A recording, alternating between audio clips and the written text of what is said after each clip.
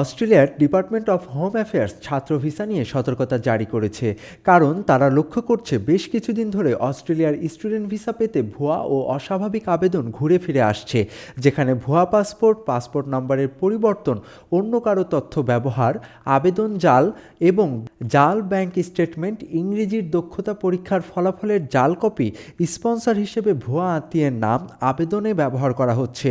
পাই news এ খবর দিয়েছে।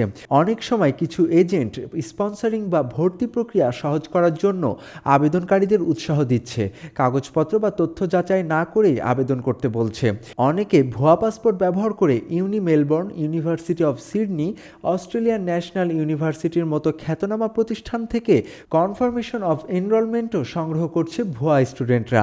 তাই ডিপার্টমেন্ট অফ হোম অ্যাফেয়ার্স দেশটির শিক্ষা প্রতিষ্ঠানগুলোকে নির্দেশনা দিয়েছে তারা যেন শিক্ষার্থীর পরিচয়, পাসপোর্ট, আর্থিক যোগ্যতা, ইংরেজি ভাষা, কোর্স বা সবকিছুই কঠোরভাবে যাচাই করে নেয়। প্রয়োজনে বায়োমেট্রিক যাচাই, স্টেটমেন্ট ভেরিফিকেশন, ভিডিও সাক্ষাৎকার বা অন্যান্য যাচাই পদ্ধতি চালু করে। যদি কোনো শিক্ষা প্রতিষ্ঠান যথাযথ যাচাই না করে, তাহলে তাদের রিস্ক রেটিং কমতে পারে এবং ভবিষ্যতে নতুন ভিসা বা আবেদন প্রক্রিয়া কঠিন হতে পারে।